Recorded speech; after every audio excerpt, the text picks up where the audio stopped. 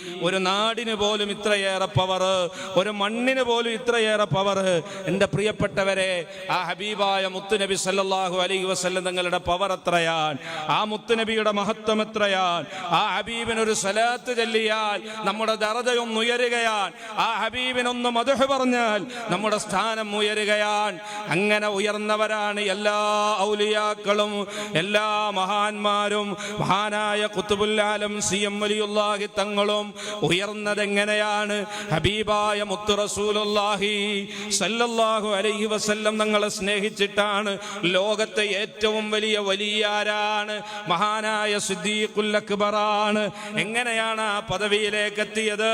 ഏറ്റവും കൂടുതൽ മുത്തുനബിയെ സ്നേഹിച്ചത് കൊണ്ടാണ്.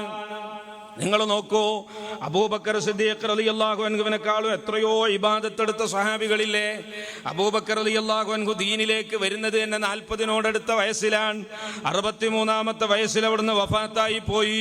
22-23 കൊല്ലമാണ് അവിടുന്ന് ജീവിച്ചത്. അതിൽ കേവലം ഒരു 20 മറ്റോ വർഷമാണ് നിസ്കാരം കിട്ടിയത്. അത്ര തന്നെ റമളാനാണ് അവിടുത്തേക്ക് കിട്ടിയത്. അത്ര തന്നെ ഹജ്ജാണ് അവിടുത്തേക്ക് കിട്ടിയത്. എന്നാൽ അതേ സ്വഹാബികളുടെ കൂട്ടത്തിൽപ്പെട്ട മഹാനായ അനസ് ഇബ്നു മാലിക് റളിയല്ലാഹു അൻഹു, മഹാനവറുകൾ ജനിക്കുന്നത് തന്നെ മുസ്ലിമായിട്ടാണ്. ജീവിച്ചത് 110 വർഷമാണ്.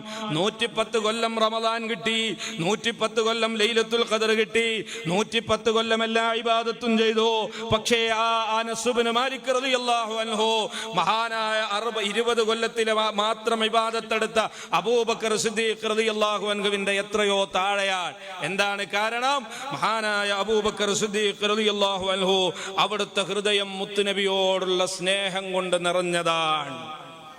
മരിളൽ ഹബീബു ഫസുർതുഹു വമരിൽതു ബിന്നളിരി ഇലൈ സുഫിയൽ ഹബീബു ഫസാറനി ഫസുഫീതു ബിന്നളിരി ഇലൈ. സിദ്ദീഖുൽ അക്ബറിന്റെ സ്നേഹം പറയാൻ ഇതിനേക്കാളും നല്ലൊരു വാക്കില്ല. സിദ്ദീഖുൽ അക്ബർ തങ്ങൾ പറഞ്ഞത് കണ്ടോ? എനിക്ക് രോഗം മഹാനായ മുത്തു റസൂലുള്ളാഹി സല്ലല്ലാഹു അലൈഹി വസല്ലം തങ്ങൾക്കൊരിക്കൽ പനി പിടിച്ചു. പനി പിടിച്ച് ക്ഷീണിച്ച തങ്ങളെ കാണാൻ ഞാൻ പോയി. ചെന്ന് നോക്കുമ്പോ ഹബീബിന് രോഗമാണ്. ആപ്പിൾ പഴം പോലെ തുടുത്ത മുത്തുനബിയുടെ കവിളിന് ക്ഷീണമാണ്. അവിടുന്ന് പനിച്ചു കിടക്കുകയാണ്. മുത്തുനബിയുടെ വിവർണമായ മുഖം കണ്ടപ്പോ എനിക്ക് പനി വന്നുപോയി. ഞാൻ എന്റെ വീട്ടിൽ പനിച്ചു കിടപ്പിലായി.